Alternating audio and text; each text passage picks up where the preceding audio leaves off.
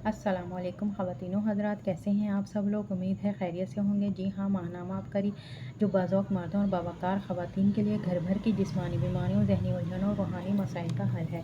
आज इसमें टॉपिक है कुर्बानी का जानवर मन चाहे कीमत पर ख़रीदिए।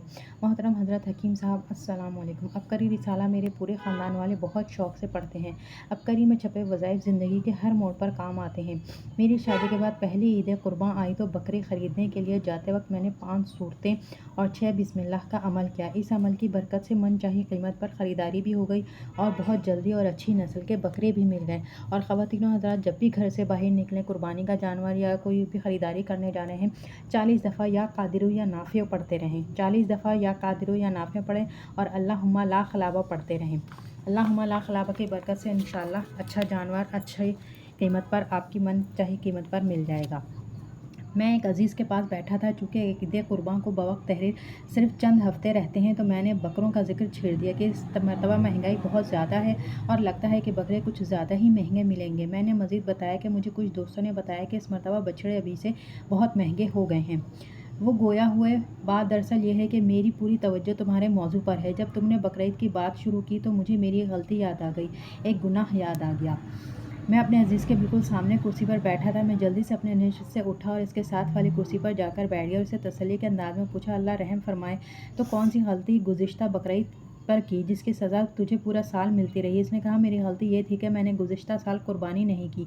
मेरे पास इतने पैसे थे कि मैं आराम से कुर्बानी कर सकता था, मगर न जाने क्या मुझ पे सुस्ती हुई, कोताही हुई और इस कोताही और सुस्ती को मुझसे ये गुनाह सरज़द हो गया। मैंने कहा, गलती तो तुझसे हुई, अब तू बता तूने क्या खमियाजा भुगता। सबसे पहले मेरा चलता कारोबार कम होना शुरू हो गया और होते होते इतना कम हुआ कि बिल्कुल ख़त्म हो गया। मैं हैरान भी परेशान भी कि अचानक मेरे साथ क्या हो रहा है। फिर मेरे साथ ये हुआ कि मेरे हादसात होना शुरू हो गए। घर बैठ गया, इधर तबीयत बेहतर होती, फिर हादसा हो जाता। घर में बीवी बच्चे बीमार होना शुरू हो गए। पूरे साल कोई ना कोई एक दिन ऐसा ना था जब मुझे कोई छोटी बड़ी परेशानी, उलझन, बीमारी, हादसा ना हो।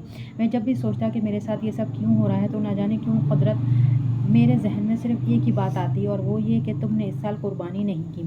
मैंने इसकी बात सुनी तो सोचने पर मजबूर हो गया कि रब के हर हुक्म में बेशुमार राज पोशीदा हैं, बस हम समझते नहीं। बेशक इस दिन खून बहाना रब को सबसे ज़्यादा पसंद है। मुझे पहले तो सिर्फ यही मालूम था कि कुर्बानी हर साहिब निसाब पर फ़र्ज है। कुर्बानी करना सुन्नत इब्राहीमी है। कुर्बानी के जानवर के हर बाल के बदले एक नेकी है। इधर कुर्बानी का खून ज़मीन पर गिरता है, इधर कुर्बानी करने वाले की मग़फ़िरत हो जाती है।